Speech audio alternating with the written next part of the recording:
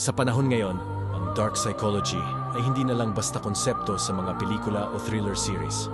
Totoong-totoo ito at madalas ginagamit para manipulahin ang damdamin, isip at kilos ng isang tao. Ang mas nakakatakot pa, hindi mo minsan namamalayan na unti-unti ka nang kinakain ng kontrol ng iba. At rito nagsisimula ang tunay na panganib kapag ang manipulation ay nagmumukhang concern, care, o love. Isa sa pinakadelikadong taktika ng dark psychology ay gaslighting.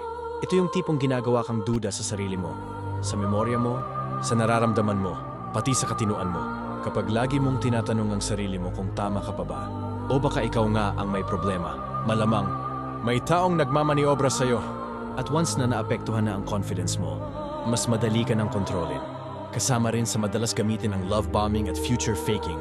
Binubuhusan ka ng sobrang atensyon, pasa sa malaking pangako at inaangat ka sa pedestal.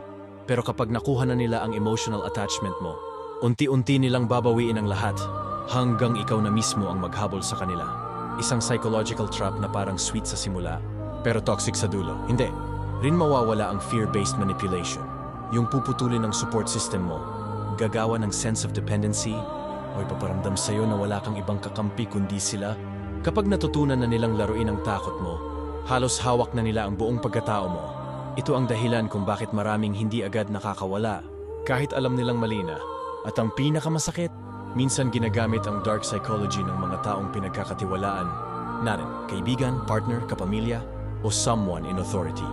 Kapag ang manipulation ay ginagawa ng taong mahal mo, mas mahirap makita ang abuse. Kasi ang utak, laging naghahanap ng dahilan para i-justify ang sakit, kahit pa ikaw na ang talo sa huli. Kinumalas yung awareness. Yang dark psychology ay gumagana lang kapag hindi mo alam na ginagamit na pala sa'yo. Kapag kilala mo ang patterns at red flags, mas madali mong mapoprotektahan ang sarili mo, maitatabi ang emosyon, at makakapag-set ng boundaries. Tandaan, hindi dapat ginagawang laruan ang isipan mo. Ikaw ang may hawak ng sarili mong one narrative. Huwag mong hayaang iba ang magsulat. Nito para sa'yo. At tandaan, sa likod ng mga ngiti, may mga intensyong hindi natin agad nakikita.